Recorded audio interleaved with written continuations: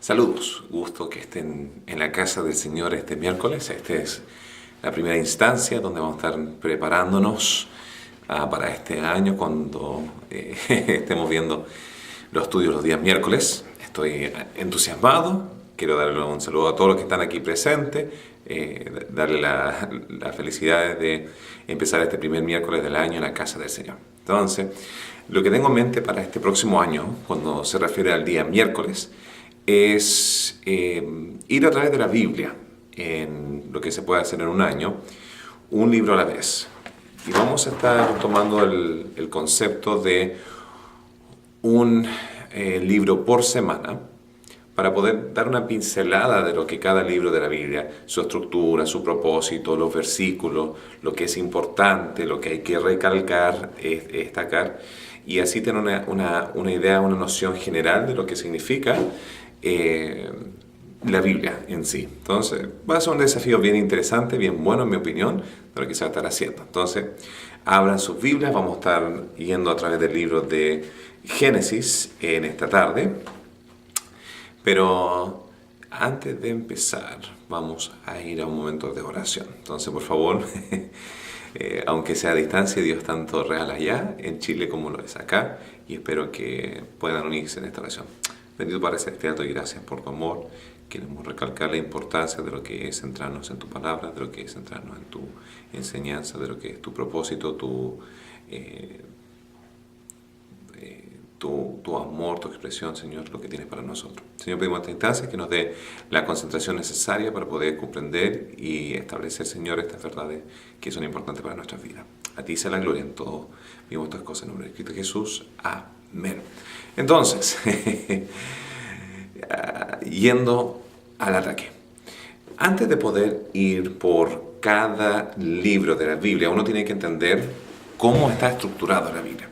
La Biblia no es un libro que va en orden cronológico, de que empieza con un capítulo 1, libro 1, y así va secuencialmente, sino tiene su propósito, tiene su dinámica, tiene su estructura, y vamos a estar expresando cuáles son ellos antes de empezar lo que va a ser el día de hoy, el libro de Génesis. Entonces, para empezar, el Antiguo Testamento se divide en 5 partes. Entonces, estas 5 partes son las siguientes. Número 1 tenemos el Pentateuco, que algunos lo llaman el Torá, los judíos llamarían esto el Torá, los libros de la ley. Jesús hablaba acerca de los libros de la ley, y la razón por qué se llama Pentateuco ya es porque viene de una palabra en latín que significa penta, 5, el libro de los 5. ¿Ya? Entonces acá tenemos una conglomeración de 5 libros que va a ser la base, la estructura, se podría decir, el fundamento sobre lo que se va a escribir el resto de toda la Biblia. Y esto sí se podría decir que es cronológico, empezando desde la creación y terminando con Moisés muriendo o no necesariamente, bueno, terminando su legado ahí en el Monte Nebo y entregando la antorcha, lo que va a continuar con Josué. Luego esto continuó con lo que son los libros históricos. Los libros históricos van desde la entrada a Israel de parte de Josué y va a abarcar diferentes periodos de reyes, va a hablar acerca de profetas, va a hablar acerca de diferentes eventos que van a estar ocurriendo y termina en lo que va a ser la reina Esther, ya en el periodo de los persas.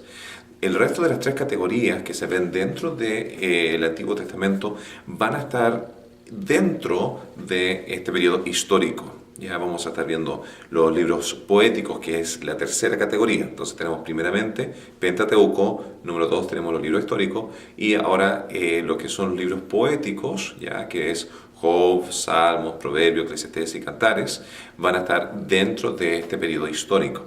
Y para ser franco, se le atribuye mucho de estas escrituras poéticas a 2 personajes que sean David y Salomón. Hay más, ¿ya?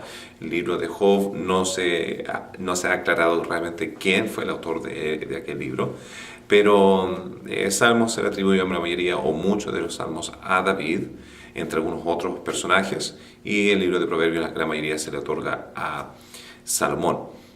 Entonces, esa es la tercera categoría o tercer grupo dentro del Antiguo Testamento. El cuarto grupo es lo que se llaman los profetas mayores. Y se llaman profetas mayores porque tienen la mayor cantidad de escritura y son de gran importancia teológica, se podría decir, como un nivel superior a lo que son los profetas menores, que sería la quinta categoría.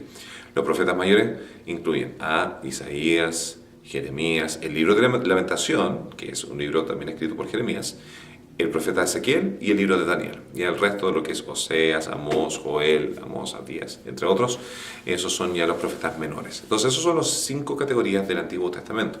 En el Nuevo Testamento también vemos 5 categorías, las cuales son los evangelios de Jesús, su vida, su ministerio, su nacimiento, su muerte, su resurrección, todo lo que abarca la vida de Jesús. Ya en el Antiguo Testamento todo iba empujando hacia lo que iba a ser la venida del Mesías, y luego tenemos la venida de Cristo, su vida, su ministerio, y ahí tenemos a Mateo, Marcos, Lucas y Juan. Después esto continúa con lo que son los libros históricos, o el libro histórico, que sería la historia de la iglesia, el libro de Hechos específicamente. Luego, esa sería la segunda categoría. La tercera categoría, entonces tenemos evangelios históricos, tercero sería las epístolas paulinas. Y se llaman paulinas porque fue escrito por Pablo, y ya se hace la conexión con Paul en inglés, o Paulina, si quisiéramos realmente ocupar la misma ideología. Pero en pocas palabras, las epístolas de Pablo son escritas hacia las iglesias, ya la iglesia que está en Roma, la iglesia que está en Corinto, la iglesia que está en Éfeso, la que está en Gálatas, la de Éfeso, la de Colosa, ya, entre otras. Y también tenemos otra segunda categoría que se llaman las epístolas pastorales, y que están dirigidos a individuos. Específicamente tenemos a Timoteo y a Tito, y ahí Filemón se mete entre ahí. Luego tenemos lo que se llaman las epístolas generales, y estas son la cuarta categoría del Nuevo Testamento, y son llamados según su autor. Acá tenemos a Santiago, tenemos a Pedro, tenemos a Juan y tenemos a Judas. Y estos son escritores que abarcan una ideología más específica, lo que es la vida cristiana. Se ocupa mucho lo que es el sufrimiento, cómo lidiar con sufrimiento, el propósito de las pruebas, lo que es madurez, lo que es crecimiento, entre algunos otros temas. Y finalmente tenemos la quinta categoría, ya entonces tenemos los evangelios históricos, que es Hechos, tenemos las epístolas paulinas, tenemos las epístolas generales, y finalmente número 5, lo que es escatología, profético o eventos futuros, que es el libro de Apocalipsis. Ya, eso dicho y hecho, nos llevamos de vuelta a lo que es el Pentateuco. Y quiero que piensen lo siguiente: ¿quién escribió el libro de Génesis? Y creo que tomen un tiempo ahora y lo analicen, porque muchos de nosotros ya diríamos obviamente que fue Moisés, ya por eso se llaman los 5 libros de Moisés. Y realmente la evidencia es fuerte, nosotros creemos realmente fuertemente que fue escrito por Moisés, pero pónganse a pensar en esto. Moisés no llega hasta el libro de Éxodo. Tenemos 50 capítulos, ya que abarcan una gran trayectoria de tiempo, y la pregunta es, ¿cómo Moisés, que vivió después, escribió acerca de todo lo que pasó en Génesis? No estuvo ahí en creación, no estuvo en el diluvio, no estuvo en ninguno de los otros elementos, pero cómo fue que él pudo haber escrito acerca de ella. Y eso es una información o una postura teológica de que Moisés fue revelado ya en su trayectoria cuando estuvo en el desierto escribiendo los otros libros, ya el Éxodo en sí, las leyes y todas esas cosas. Dios reveló lo que había pasado. Entonces, eso nos va a llevar a algunos puntos interesantes de lo que va a ser el libro de Génesis. Entonces, entrando a lo que es el libro de Génesis en sí, alguna información general.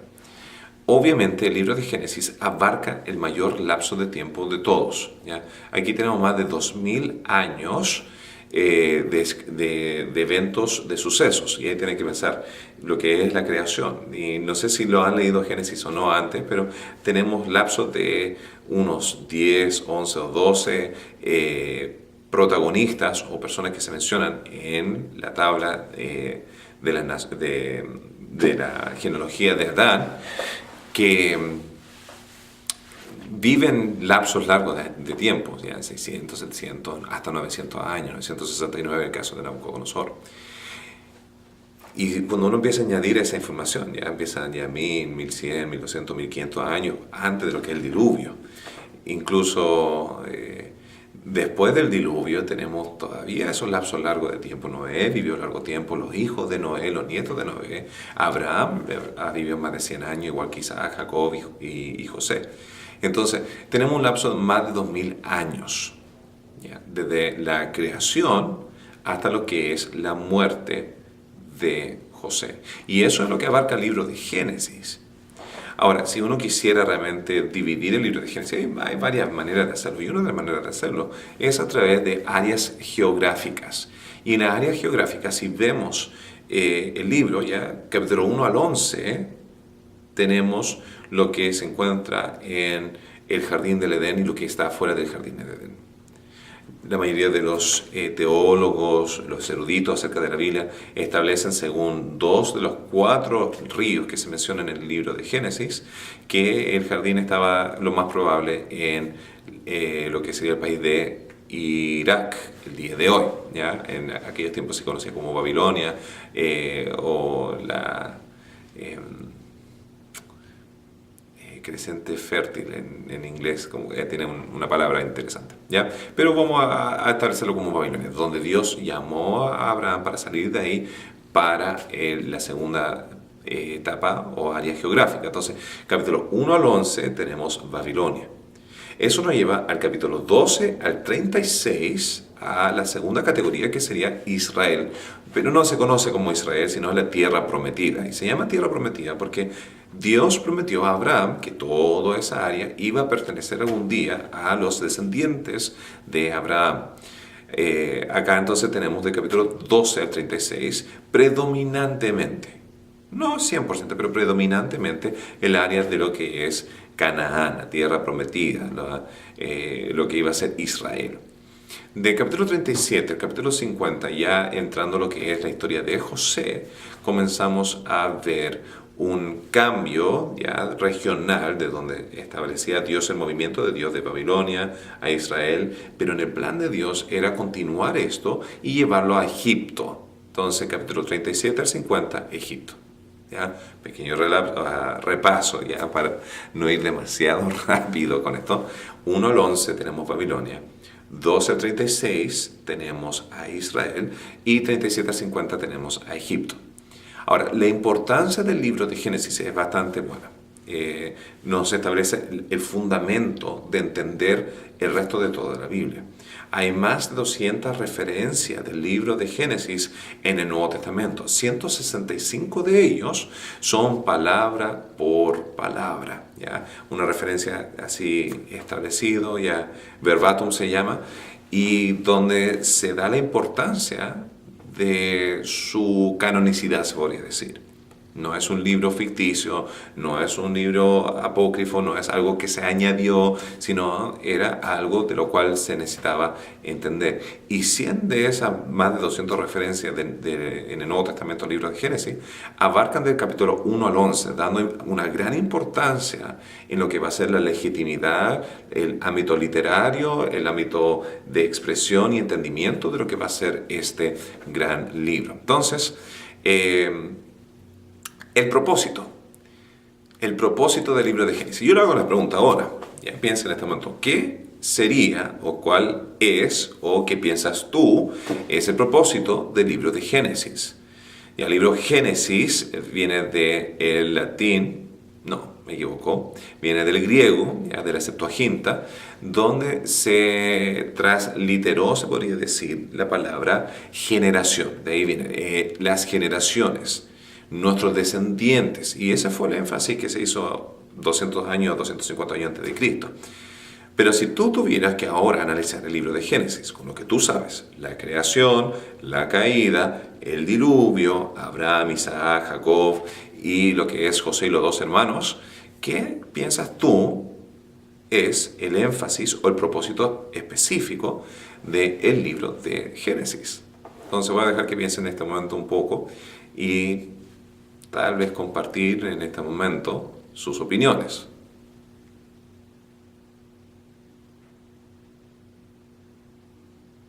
Interesante. ¿ya? Primera vez que he hecho ese lapso de silencio. Tal vez no fue suficiente para que pudieran conversar. Para el próximo voy a tener como un letrero, este es el momento donde puedan compartir.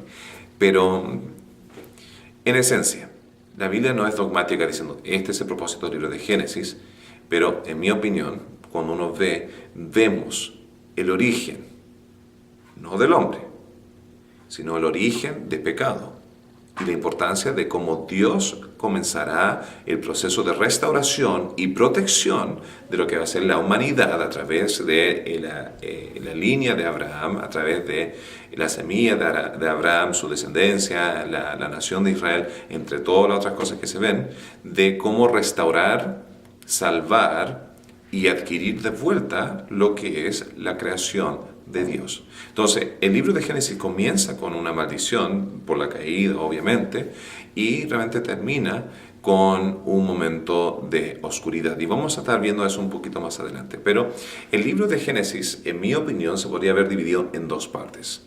Y hoy día vamos a ver la primera de las dos partes.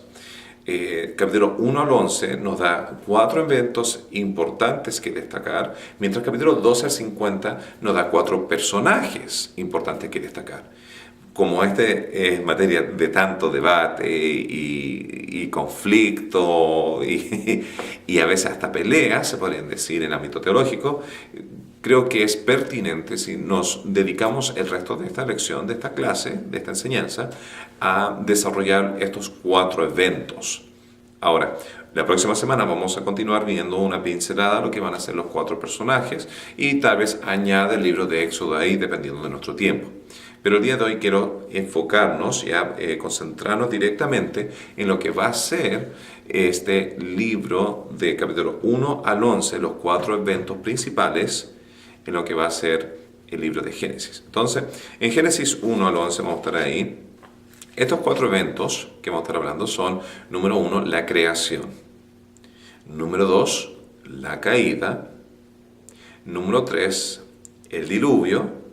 Y finalmente, número 4, lo que es la Torre de Babel. Y cada uno de estos tiene una enseñanza profunda, una aplicación personal, pero nos da a entender realmente una composición de lo que es la naturaleza del hombre, lo que Dios tenía por intención hacia el hombre y lo que terminó siendo al final de nuestro fracaso. Ahora, Génesis capítulo 1 y 2 habla acerca de lo que es la creación. Y no sé si están familiarizados completamente o no con estos 2 capítulos, pero el consenso general de la gente que por lo menos está asistiendo a la iglesia en este momento es entendiendo de que la Biblia enseña que hubieron 6 días de creación y el séptimo día Dios descansó.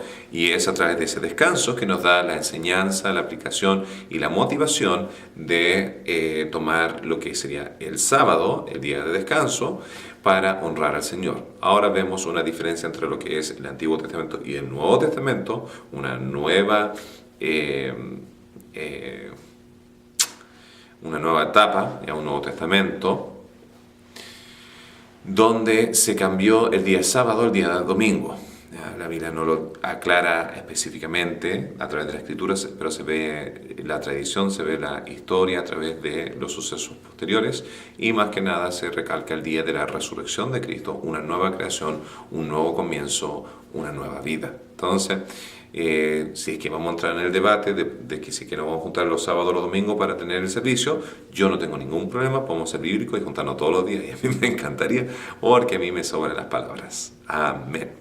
Bueno, volviendo a lo que son los días de la creación, Génesis 1 habla acerca de que en el primer día Dios creó tanto, y fue la mañana y la tarde, o la tarde y la mañana del primer día, segundo día y tercer día. Y ahí Dios separó las aguas, hizo las estrellas, el sol y la luna, la tierra, las plantas, los animales, los peces, las aves, los seres humanos, ¿ya? Entonces, mi intención en este momento no es dar la lista de los 6. ¿Por qué? Porque es fácil sentarnos y leer la Biblia. Pero lo que sí me interesa postear o plantear en este momento son las diferentes posturas que la gente tiene en los diferentes círculos cristianos y no cristianos acerca del origen de la creación. Tarde o temprano en nuestra vida nosotros vamos a llegar a una situación en nuestra vida donde vamos a tener que establecer ¿cuál es nuestro origen? Y esa es una de las tres preguntas que todo filósofo se hace en la vida. Ya, la primera pregunta es ¿cuál es nuestro origen? El segundo es cuál es nuestro final, hacia dónde vamos, si más allá o no. Y el tercer punto es qué es el propósito dentro de la vida. Entonces, acá en Génesis se aclara, se establece cuál es nuestro origen. Y acá hay por lo menos 6 diferentes posturas de cómo comenzó todo, según la interpretación de la Biblia. Ahora, la gente que tiene otra postura, ya, pueden ser buenas personas, pueden ser gente muy amigable, amorosa, incluso puede ser gente muy espiritual, ¿ya? Gente que sea muy devoto al Señor y todo, y yo no tengo ningún problema con todos esos puntos, pero simplemente tienen diferentes creencias. Entonces vamos a plantear estas 6 y desarrollarlo un poquito en este tiempo que tenemos. Entonces la primera postura es la postura literal, que son 6 días literales, y el séptimo día Dios descansó. Ahora, si uno tomara la matemática que se ve en la Biblia, en el libro de Génesis, de lo que son las edades de los individuos, las muertes de los individuos y todas esas cosas, la suma que se ve es de aproximadamente 6.000 años, tal vez un poquito más. Eso nos lleva a un punto bastante chocante cuando viene a la educación que nosotros recibimos diariamente, por lo menos los niños. Porque vivimos en un mundo secular, postmoderno, donde no se establece la Biblia como la fuente de absoluta verdad para lo que es el sistema secular. Entonces, escuchamos de lo que son 11.000 millones de años para la Tierra, 19.000 millones de años tal vez para lo que es el Big Bang, la creación, no la creación, sino la galaxia y la estrella, etc. Entonces, ¿cómo llegamos a esta discrepancia entre 6 días literales, 6.000 años, y lo que son miles de millones de años? Ahora, tienen que entender que esa es una pregunta bastante profunda, no es algo de decir sí o no y demostrar que yo tengo mi absoluta verdad, tú puedes creer lo que te crees, sino hay muchos puntos que considerar. Entonces, para empezar, voy a dejar eso para un poquito más adelante, después de mencionar la otra, ¿ya? La segunda postura que alguna gente tiene es la postura de la brecha. Y esto es tratando de tal vez añadir este concepto de secularismo dentro de lo que es la Biblia. ¿Ya? Hay gente de renombre, ya uno de los más renombrados sería Scofield. ¿Ya? Yo en este momento tengo en mi mano, ya la Biblia que yo ocupo, es una Biblia de estudio Scofield, ¿ya? Y Scofield tenía esa postura de una brecha entre versículo 1 y versículo 2, había una gran brecha donde dice que la tierra se tornó desordenada y eso significa que hubo una creación, la creación se pervirtió por primera vez, ¿ya? Y hubo una gran brecha de miles de millones de años y después Dios tuvo una segunda creación que es la creación que nosotros tenemos el día de hoy y uno puede añadir cualquier cosa entre medio de esa brecha, ¿ya? ¿Hay más información acerca de eso en alguna parte de la Biblia? La respuesta es no. Entonces, ¿cómo llegan a esa conclusión? Bueno, tratando de poner ciencia con la Biblia y tratar de hacer a todos felices. Bueno, eso alguna gente tiene en consideración. Y incluso mi pastor de Estados Unidos, que ahora está en la presencia del Señor, creía esa postura. Por lo menos en el ámbito posible o plausible. La tercera postura se llama la evolución teística. Y la evolución teística es donde Dios operó a través de la evolución para la creación del mundo. Entonces, cuando uno ve la evolución del día de hoy, no es la ausencia de Dios, ¿no? Dios orquestó que todo fue producto de una célula original y que eso se empezó a morfear y empezó de aquí a allá. Ya no vamos a entrar en todo el ámbito palabrería científica el día de hoy, pero Dios orquestó lo que es la evolución. Entonces, la evolución no choca con la Biblia, por lo menos no choca con la idea de que existe un Dios. Ahora, la razón por qué eso es tan chocante con muchos cristianos el día de hoy es porque la Biblia no lo enseña. Entonces están tratando de añadir ciencia a la Biblia y hacer que los dos funcionen. El cuarto punto ya es lo que se llama el grupo diseño inteligente.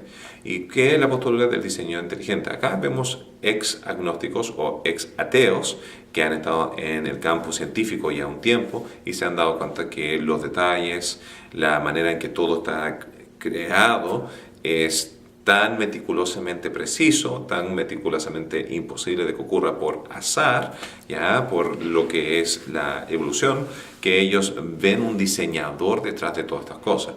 No necesariamente creen que fue Dios, no necesariamente creen que fue este tipo de creación, pero están abiertos a la posibilidad de que hay un diseñador, alguien más allá, que ha hecho todo esto posible. ¿Ya? No necesariamente son cristianos, no necesariamente son gente que afirma las verdades bíblicas, pero es otra postura. Y finalmente hay aquellos que piensan que son periodos largos, cada día es un periodo largo. Y podrían agarrarse del versículo que un día es como 1000 años ante el Señor y así sucesivamente. Pero bueno, si fueran 6000 años más, estaríamos hablando de 12000 años, ya un día por 1000 años, que todavía nos dejaría bastante atrasado con los miles de millones de años. Entonces, la importancia de este punto es la siguiente. Si la Biblia se equivoca con el origen de lo que es la humanidad, de lo que es la creación, de lo que es este proceso, entonces si se equivoca o miente o da una información artística, ¿cómo nosotros podemos establecer que el resto de la Biblia no esté mintiendo, equivocado, dando una interpretación artística? Hay mucha importancia con respecto a este punto. ¿No? Yo no lo predico mucho, bastantemente, porque trato de profundizarme en otras áreas, tal vez lo que es la salvación, lo que es conversión. La gente que va a creer del corazón más que del intelecto, aunque el intelecto es bastante importante. Si la evolución es real, entonces hay otro problema importante que destacar. ¿Ya? Si Dios orquestó la evolución, la pregunta es, ¿de dónde viene el pecado original? Y este es un punto importante que destacar. Porque la Biblia enseña de que porque Adán y Eva comieron del fruto perdido, o sea, el fruto prohibido, eso conllevó a lo que es la muerte física y espiritual. Y vamos a estar hablando de eso en un rato más. Pero si es que Adán y Eva no vinieron hasta miles de millones de años después, ¿cómo se explica que ya los dinosaurios, los animales y otras cosas estaban muriendo antes de los primeros primates, los primeros simios, los primeros Homo sapiens o cualquiera que sea la expresión que ellos ocupen en este momento? Entonces hay un problema inmenso de lo que es el origen del pecado. Y el origen del pecado es un punto muy importante que destacar en la Biblia, porque si es que muerte entró antes del pecado del hombre, entonces Dios es injusto al traer pecado o al traer muerte, porque no es la consecuencia del hombre, y el hombre no sería responsable de pecado y Dios no podría demandar santidad. Y toda la estructura de lo que es la salvación se iría por la ventana. Entonces, por eso es un punto bastante importante. Porque si todo empieza artísticamente a cambiar los fundamentos de lo que es nuestra postura ante Dios, aquí tenemos un gran problema teológico, ¿ya? Que sería bastante difícil o tal vez imposible de reunir. Ahora, si ocupamos el método de interpretación que se ocupa en el resto de toda la Biblia, no podríamos llegar a ninguna de estas otras conclusiones. ¿Por qué? Porque donde la Biblia habla literalmente acerca del 99% de todas las otras cosas, ¿ya? Con la gran excepción donde Cristo tal vez habla una parábola o vemos símbolos ocultos en lo que es la parte escatológica, nunca se habló de manera artística, nunca se habló de manera de parábola, nunca se habló de manera de símbolos lo que es el pasado. Entonces, acá hay un punto importante que según lo que es hermenéuticas correctas, según lo que es una interpretación exegetical, ya, y no donde estemos añadiendo nuestra percepción a la escritura, leyendo la Biblia tal cual como lo dice, llegamos a la conclusión de 6 días literales. Ahora, ¿puede Dios crear el mundo en 6 días literales? El que dice que no es posible ya está removiendo el hecho de que Dios es todopoderoso. Entonces, ¿dónde choca? No choca en el ámbito de si que Dios es posible o no. Lo que choca es en el conflicto entre lo que es la ciencia moderna y lo que es la Biblia y la fe. Entonces, eso vamos a indagar en este momento un poquito más. El origen de este conflicto. La ciencia busca entender el mundo fuera de la posibilidad de Dios, ¿ya? Pues esa es su postura ideológica. Entonces deben tomar lo que hay en su totalidad y hacerlo caber dentro de todo lo que existe. Y uno de los puntos en que ellos determinan la edad del universo, ¿ya? Porque realmente si es que uno tuviera que, y estaba viendo un episodio acerca de lo que es la evolución y todas esas cosas, si uno tomara todo lo que es del Big Bang hasta el día de hoy y lo comparara a un año, todo el proceso de lo que son las constelaciones, la estrella y todo eso, tomaría 364 días, 11 horas y como 55 minutos, y los últimos millones de años de dinosaurios y todas esas cosas serían simplemente unos 4 minutos en todo un año. No sé si quedó claro o lo confundí más que el tema. Pero el punto es irrelevante en este momento. ¿Cómo ellos determinan de que nosotros tuvimos un Big Bang y que es 19 mil millones de años? La manera en que lo hacen es, ven la estrella más distante y ven, ya, si esa estrella está a esta distancia y sabemos que la velocidad de la luz avanza en cierta cantidad de tiempo, ¿ya? El tiempo desde allá hasta acá sería 19 mil millones de años, y como estamos viendo que supuestamente el universo se está expandiendo, todo tiene que tener el mismo origen, y la velocidad de todas esas cosas conllevan a esa cifra numérica. Ahora, yo hago esta pregunta. La Biblia dice que Dios creó el sol, las lunas y las estrellas el día 4. La pregunta es, cuando Dios creó las estrellas, ¿se podían ver las estrellas en la Tierra en ese momento, sí o no? Si la respuesta es no, y duran 100.000 años luz para llegar, ¿ya? No, y tenemos 6.000 años de edad, no podremos ver ninguna luz. No sé si se entiende el concepto que estoy tratando de explicar. Pero si Adán y Eva, el día que ellos fueron creados, miraron hacia el cielo, vieron todas las constelaciones, vemos que Dios creó un mundo, un planeta, una tierra ya madura, donde ya ese lapso de tiempo de partículas de luz ya era presente. Entonces, ese es un punto importante que destacar. Otro punto importante que destacar es el tema de los animales que Adán nombró. Cuando Adán nombró los animales, ¿qué día fue que lo nombró? Y la respuesta es el mismo día de su creación. Porque Adán y Eva, ambos, fueron creados en el día 6. Adán al principio, y después que Adán nombró todos los animales y no vio ninguno que era compatible con él, ya Dios creó a la mujer en el mismo día. Eso lo dice en Génesis 1, que en el mismo día creó Dios al hombre y a la mujer. Génesis 2 habla acerca de esa experiencia. Ahora, ¿por qué esto es importante? Los animales que nombró Adán estaban en posición como bebé, eran fetos, eran bebitos recién empezando, y ya eran adultos. Y la respuesta, lo más lógico, sería decir que eran adultos, a no ser que tenían todos los animales en formato de bebé, lo cual dudo. Lo mismo podríamos estar hablando acerca del huerto. Las plantas eran pequeñas o grandes. Acá hay otro punto importante. La Biblia habla acerca de que Dios puso 4 ríos en el huerto, ¿ya? Para que haya ríos es necesario tener una fuente de agua para que esta agua esté yendo hacia los mares. Y muchas de esas fuentes de agua vienen de lo que son montañas con nieve. Entonces ya tenemos, si es que ese es el caso, montañas con nieve. Entonces ya tenemos montañas que se producen ya con las formaciones de los movimientos tectónicos y todas esas cosas, ya una tierra madura. Y eso es un punto importante que destacar, porque el evolucionista, la persona que no cree en la creación, va a omitir toda esa información y va a estar empezando si Dios no existiera. Pero si Dios creó ya una tierra madura, ya se hace más posible este tema de los 6.000 años o aprox. ¿Ya? Entonces ese es el primer punto. Ahora, el segundo punto importante, el segundo evento importante que destacar es el tema de la caída. Ahora, conocemos la historia. Ya estaba Adán y Eva, estaban desnudos en lo que era el huerto, y viene la serpiente, ya, la cual caminaba, tenía extremidades. Algunos pueden incluso deducir que tal vez era algún dinosaurio, ya, quién sabe. La Biblia no lo dice, la Biblia no habla acerca de lo que es la palabra dinosaurio porque no lo dice. Pero vino y habló con Eva, la tentó y la engañó para que fuera en esta dirección de rebelarse contra Dios. Y este es un punto importante porque a través de este suceso vemos la caída del hombre. Ya la serpiente no se arrastraba en esos tiempos. Estoy leyendo mi apunte acá para poder reencontrarme. No es algo importante que destacar también es que Eva no se asustó del animal que hablaba. ¿Por qué? No lo sé.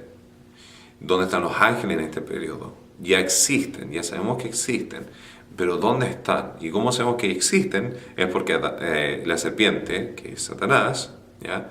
Era un ángel ya caído. Y para que hubiera un ángel caído y que se llevara un tercio de los ángeles que habla la Biblia luego en el Nuevo Testamento, era necesario que ya existieran los ángeles. Ahora, la estrategia de la serpiente es que ocupa medias verdades. Ocupa escrituras para tratar de engatusar al hombre para desviarse de Dios. ¿Y cómo ocupa esta media verdad en este caso? ¿Ya? En esta media verdad, Satanás le dice que serás como Dios, conociendo el bien y el mal. Eva lo que escuchó era, vas a ser como Dios, y omitió el resto de la frase, lo más probable. Pero en el caso de lo que Satanás estaba diciendo, es verdad. Fue como Dios, conociendo el bien y el mal. Ahora, Satanás también, cuando tentó a Cristo, ocupó escrituras, ocupó medias verdades, ¿ya? Para poder tratar de desviar al hombre de lo que es Dios, engañar al hombre según la escritura.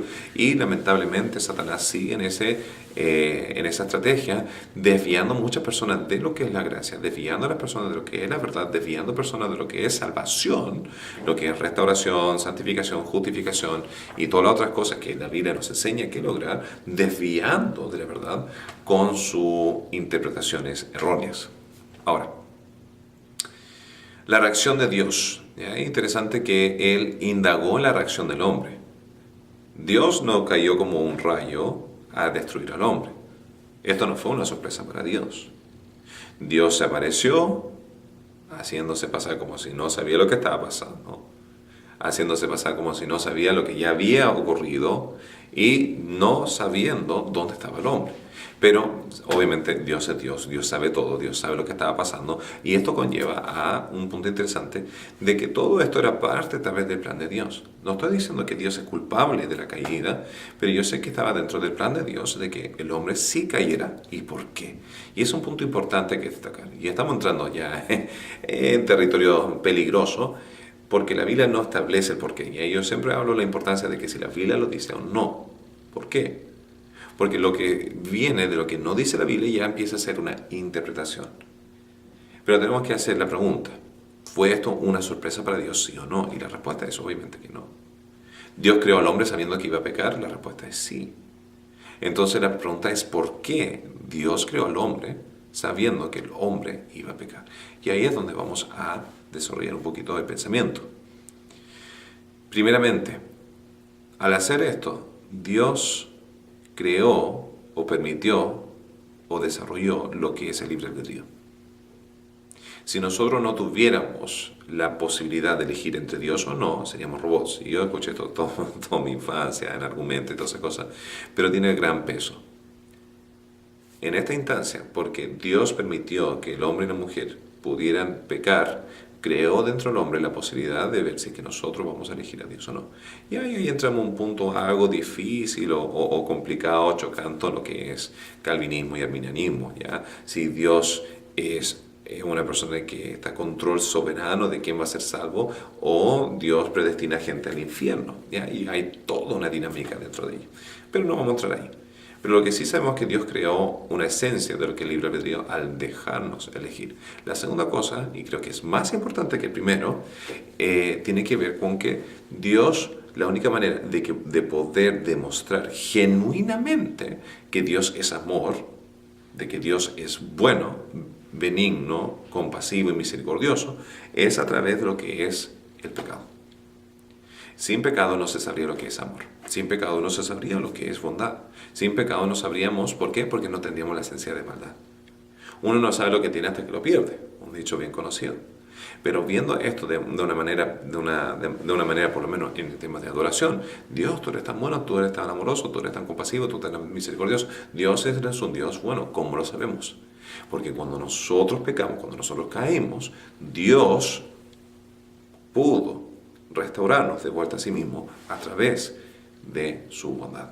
Entonces, parte de lo que era la caída del hombre, ya se podría decir, y mucha gente tiene dudas acerca de esto, vuelve a este punto importante de establecer de que Dios permitió todas estas cosas con el objetivo principal de demostrar que Dios es un Dios bueno. Pero al mismo tiempo, Dios no nos va a obligar. pero sí es un Dios justo que tiene que lidiar con lo que es pecado. Entonces hay toda una dinámica cuando viene el tema de la caída. No es un tema insignificante, sino algo importante que destacar, ¿ya? El tercer evento que vamos a hablar es el tema del diluvio.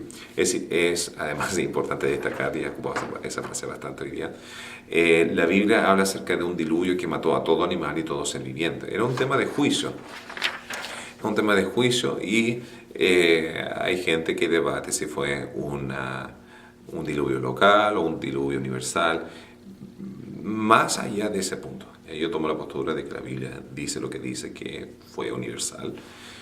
Es interesante destacar que cada cultura ancestral, antigua, tiene una expresión diferente de lo que es el diluvio. ¿Y por qué esto es importante?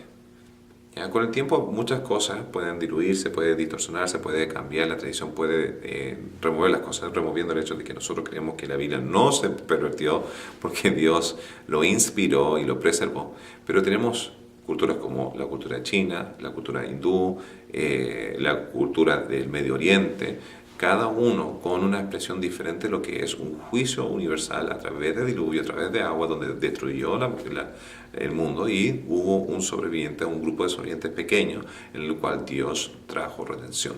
Entonces, es importante destacar que históricamente hablando hay una conexión entre toda esta historia, hay algo de verdad en el ámbito, si uno lo quiere ver de manera secular, un punto de origen entre todas estas enseñanzas.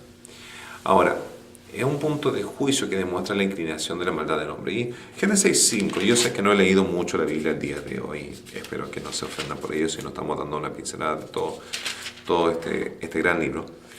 Génesis 6:5 dice lo siguiente: y vio Jehová la maldad de los hombres, era mucha en la tierra, y que todo designio de los pensamientos de corazón de ellos era de continuo solamente el mal. ¿Y qué significa eso? Que el corazón del hombre va constantemente en contra de Dios, en rebeldía, en autonomía, en independencia de Dios. Y es importante destacar, mientras más largo vivía la persona, ¿ya?, más malas se ponían. Porque su moraleja, su moral, su ética, su espíritu, más se opacaba, más se acostumbraba, más se adormecía y conllevaba a las grandes maldades que se ocurrieron en esos momentos que son misterio de nosotros. Y Dios expresa su dolor diciendo que, versículo 6, y se arrepintió Jehová de haber hecho al hombre en la tierra y le dolió en su corazón. Y aunque uno podría decir, entonces Dios no sabe el futuro porque se arrepintió, uno podría realmente hacer el argumento de que esta es una expresión para que nosotros podamos entender la desilusión. ¿Ya? No que Dios tenía una expectativa, pero sino el dolor de lo que había llegado el hombre a ser. ¿Por qué? Porque Dios es un Dios bueno, un Dios que quiere dar vida, un Dios que quiere bendecir, un Dios que quiere entregar a nosotros, pero mientras más nosotros nos alejamos de Dios, mayor se convierte en nuestra maldad, mayor es nuestro egoísmo, mayor es nuestro dolor que producimos. Entonces, de ese episodio 8 personas fueron salvas y de ahí todas las naciones y razas que nosotros conocemos el día de hoy fueron originadas. Esto significa que no solamente somos hijos de Adán y Eva, sino también somos descendientes directos de lo que es Noé, su esposa y uno de sus 3 hijos y nueras. El episodio de Noé termina y el próximo gran evento, el cuarto y la última que vamos a estar hablando de hoy, es la dispersión de las naciones.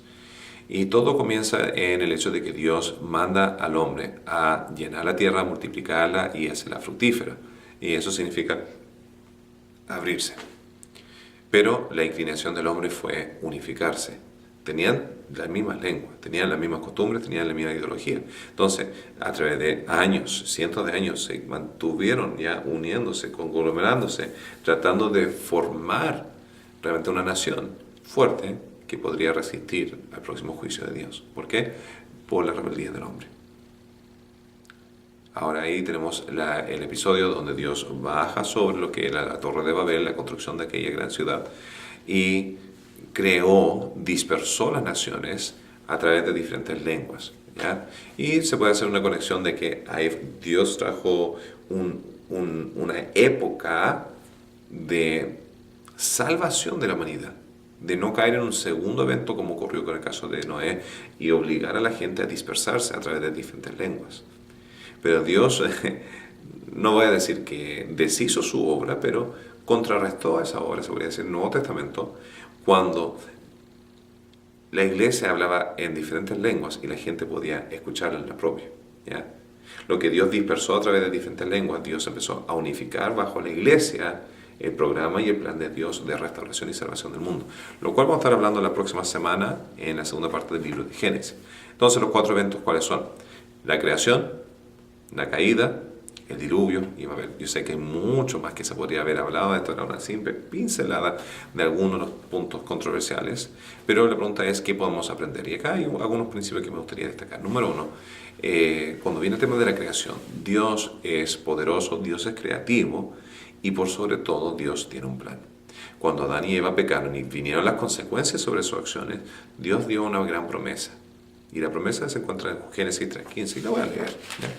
Génesis 3.15, hablando acerca del plan de Dios, dice lo siguiente: y pondré enemistad entre ti, hablando de la serpiente, y la mujer, entre tu simiente, la descendencia de lo que era la obra de Satanás, y la simiente suya. Esta te herirá en la cabeza y tú la herirás en el calcañar.